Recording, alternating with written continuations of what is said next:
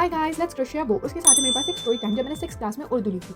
तो गाइस मुझे उर्दू का बेसिक भी कुछ खास क्लियर था नहीं, और जो मेरी टीचर थी उन्होंने भी हमें पढ़ाने में खास इंटरेस्ट लिया नहीं था। तो इन दी एंड मुझे आज तक उर्दू आती नहीं है। Fast forward to our exam days.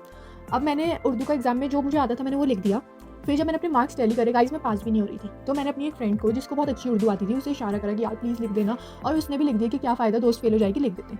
अब गाइस टाइम आया जब हमारे मार्क्स हुए रिवील। अब मैंने देखा जिस फ्रेंड ने मेरा पेपर लिखा था उसको तो मैम ने दिए 19 आउट ऑफ 20 और मुझे मैम ने दिए 15 आउट ऑफ 20।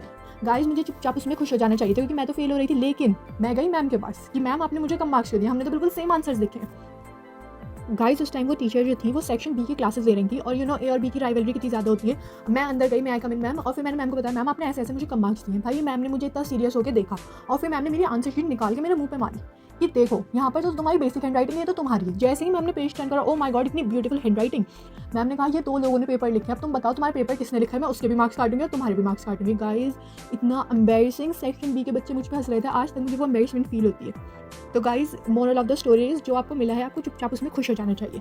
और गाइस इसी के साथ होती है मेरी स्टोरी टाइम और वो कंप्लीट। Good bye.